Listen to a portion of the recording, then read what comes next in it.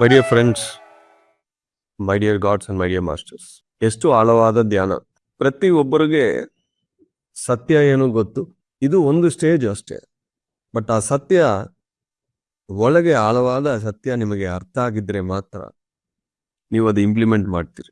ಒಂದು ಪುಸ್ತಕ ನಾವು ಓದಿದ ತಕ್ಷಣ, ಒಬ್ಬರಿಂದ ಒಂದು ಜ್ಞಾನ ನಮಗೆ ಬಂದ ತಕ್ಷಣ ಐ ಆಮ್ ವೆರಿ ಕ್ಲಿಯರ್, ನನ್ಗೆ ಗೊತ್ತಾಗಿದೆ ಅಂತ ನಾವು ಅನ್ಕೊಂತೀವಿ. ಬಟ್ ಅಲ್ಲಿ ಬರೀ ಪಾಠ ಆಯ್ತು ಅಷ್ಟೇ, ಇನ್ನು ಸಬ್ಜೆಕ್ಟ್ ಒಳಗೆ ಹೋಗಲ್ಲ. ಅದು ಯಾವಾಗ ಹೋಗುತ್ತೆ ಅಂದ್ರೆ ಲೈಫ್ ಸಿಚುವೇಶನ್ ಬರಬೇಕು. ಒಬ್ಬ ವ್ಯಕ್ತಿ ಒಂದು ವಿಷಯ ಆಳವಾಗಿ ಅವ್ರು ಅರ್ಥ ಮಾಡ್ಕೋಬೇಕು ಅಂದ್ರೆ, ಅದು ಇಂಪ್ಲಿಮೆಂಟ್ ಮಾಡಬೇಕು ಅಂದ್ರೆ ಒಂದು ಸಿಚುವೇಶನ್ ಬರಬೇಕು. ಯಾವುದೇ ಒಂದು ಜ್ಞಾನ ನಾನು ಯಾರ ಹತ್ರ ನೋಡಿದ್ರು, ಕೇಳಿದ್ರು, ಕಲ್ತಿದ್ರು, ಫಸ್ಟ್ ಇದಕ್ಕೆ ಸಂಬಂಧಪಟ್ಟ ಒಂದು ಅನುಭವ ನನಗೆ ಬೇಕು ಅಂತ ಅನಿಸ್ತದೆ. ನನಗೆ ಸಿಚುವೇಶನ್ಸ್ ಬಂದ್ರೇನೆ ನಮ್ಮ ಬಗ್ಗೆ ನಮಗೆ ಅರ್ಥ ಆಗುತ್ತದೆ, ಬೇರೆಯವ್ರ ಬಗ್ಗೆನೂ ಅರ್ಥ ಆಗುತ್ತೆ. ಸಿಚುವೇಶನ್ಸ್ ಬಂದಿಲ್ಲ ಅಂದ್ರೆ ನನಗೆ ಎಲ್ಲ ಗೊತ್ತು ಅಂತ ನಾವು ಒಂದು ಭ್ರಮೆಯಲ್ಲಿ ಜೀವಿಸ್ತಾ ಇರ್ತೀವಿ. ಬರೀ ಜ್ಞಾನ ಮಾತ್ರ ಕೇಳಿದ್ರೆ ನೋಡಿದ್ರೆ ಸಾಕು ಅಂದ್ರೆ ಈ ಶರೀರ ಯಾಕೆ? ಹೈಯರ್ ವರ್ಲ್ಡ್ಸ್ ಅಲ್ಲಿ ನಾವು ಪುಸ್ತಕ ಓದಿ ಎಲ್ಲರ ಜೀವನವನ್ನ ನೋಡಿ ಹಂಗೆ ಇರ್ಬೋದಲ್ವಾ? ಯಾಕೆ ಹುಟ್ಟಿದೀವಿ? ಇಲ್ಲಿ ಬಂದು ಸಂಸಾರ ಒಳಗೆ ಇದ್ಕೊಂಡು ಈ ಶರೀರ, ಭಾವನೆಗಳು, ಮನಸ್ಸು, ಆತ್ಮ ಒಂದು ಮಾಡಿ ಒಂದೊಂದು ಸಿಚುವೇಶನ್ ಅಲ್ಲಿನೂ ನಾವು ನಿಲ್ತ್ಕೋಬೇಕು, ಕಲ್ತ್ಕೋಬೇಕು, ಬೇರೊಬ್ಬರಿಗೆ ಕಲಿಸ್ಬೇಕು, ಹೇಳ್ಕೊಡ್ಬೇಕು. ಇದನ್ನ ನೀವು ಮಾಡಿದ್ರೆ ಆ ಲೈಫ್ ಲೆಸನ್ ಕಂಪ್ಲೀಟ್ ಆಗಿದ್ರೆ ಇನ್ನೊಂದು ಅನುಭವ ಬರುತ್ತೆ. ಆ ಅನುಭವ ನಿಮಗೆ ಕಂಪ್ಲೀಟ್ ಆಗಿಲ್ಲ ಅಂದ್ರೆ ಮತ್ತೆ ಅದೇ ಸಿಚುವೇಶನ್ ರಿಪೀಟ್ ಆಗುತ್ತದೆ. ಲೆಸನ್ಸ್ ಕಂಪ್ಲೀಟ್ ಆಗಿದ್ರೆ ಮತ್ತೆ ಬರಲ್ಲ, ಯಾಕೆಂದ್ರೆ ಸೋಲ್ಗೆ ಸಾಕದು. 3ನೇ ಕ್ಲಾಸ್ ಆದ್ಮೇಲೆ ಮತ್ತೆ 3ನೇ ಕ್ಲಾಸ್ ಬರಲ್ಲ, 4ನೇ ಕ್ಲಾಸ್ ಬರುತ್ತೆ. ಬಟ್ 3ನೇ ಕ್ಲಾಸ್ ನೀವು ಸರಿಯಾಗಿ ಓದಿಲ್ಲ ಅಂದ್ರೆ ಮತ್ತೆ ರಿಪೀಟ್ ಆಗ್ಬೇಕು. ಈ ತರ ಎಷ್ಟೋ ಜನ್ಮಗಳು ನಾವು ರಿಪೀಟ್ ಮಾಡ್ತಾನೆ ಇದೀವಿ, ಎಷ್ಟೋ ಅನುಭವಗಳು ಮತ್ತೆ ಮತ್ತೆ ಬರ್ತಾನೆ ಇದೆ. ಯಾಕೆಂದ್ರೆ ಅದು ಕಂಪ್ಲೀಟ್ ಆಗ್ತಾ ಇಲ್ಲ. ಇದರ ಜೊತೆ ನಾವು ಕರ್ಮಗಳನ್ನು ಆಡ್ ಮಾಡ್ಕೊಂಡು ಸಿಂಪಲ್ ಲೈಫ್ ಅನ್ನ ಕಾಂಪ್ಲಿಕೇಟ್ ಮಾಡ್ಕೊಳ್ತಾ ಇದ್ದೀವಿ. ಪ್ರತಿಯೊಬ್ಬರಿಗೆ ಪ್ರತಿ ಸ್ಟೇಜ್ ಅಲ್ಲಿ ಗೈಡೆನ್ಸ್ ಬೇಕು. ಆ ಕಾಲದಲ್ಲಿ ರಾಜ ದರ್ಬಾರಲ್ಲಿ ರಾಜ ಗುರು ಅಂತ ಒಬ್ರು ಇರ್ತಾರೆ.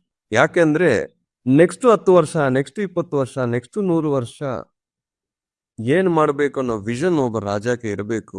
ಬಟ್ ಏನೇ ಒಂದು ಮಾಡಿದ್ರು ಅದು ಧರ್ಮ ಇರಬೇಕು, ಕರ್ಮ ಆಗ್ಬಾರದು.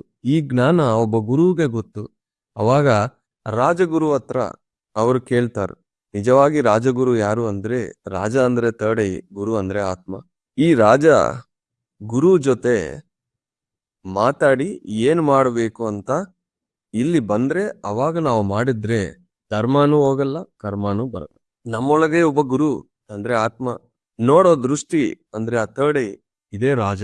ಈ ರಾಜ ಆಕ್ಟಿವೇಟ್ ಆಗ್ಬೇಕು ಅಂದ್ರೆ ಶ್ವಾಸದ ಮೇಲೆ ಗಮನ ಇಡಬೇಕು. ಬ್ರೆತ್ಗೆ ತುಂಬಾ ಇಂಟೆಲಿಜೆನ್ಸ್ ಇದೆ.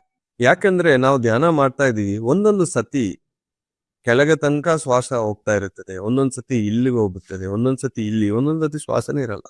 ಅಂದ್ರೆ ನನಗೆ ಈ ಕ್ಷಣ ಇವತ್ತು ಏನ್ ಬೇಕು ಅನ್ನೋದೇ ನನ್ಗೆ ಗೊತ್ತಿಲ್ಲ, ಬಟ್ ಬ್ರೆತ್ಗೆ ಗೊತ್ತು. ಶ್ವಾಸದ ಮೇಲೆ ಗಮನ ಇಟ್ಟರೆ ಸಾಕು, ನಮಗೆ ಈ ಕ್ಷಣ ಏನು ಬೇಕೋ ಅದು ನೋಡ್ಕೊಳ್ಳುತ್ತದೆ.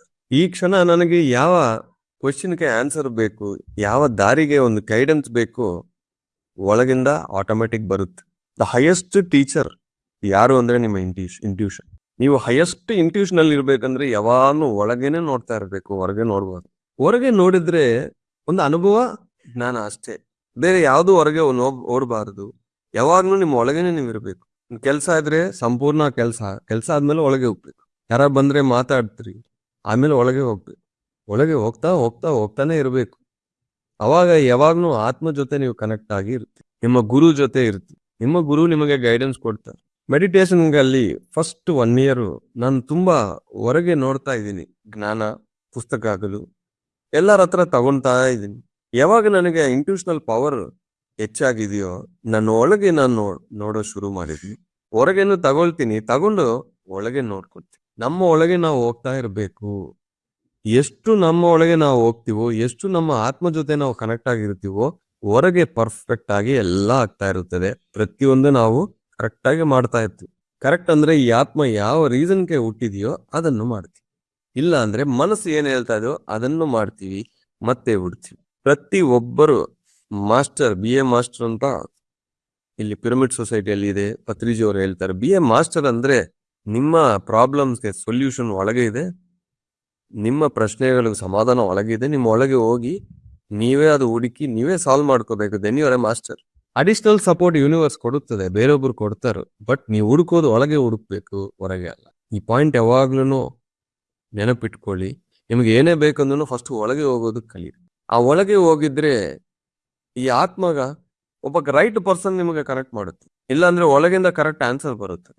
ಡೈರೆಕ್ಷನಲ್ ಚೇಂಜ್ ಅಷ್ಟೇ. Thank you very much my dear masters.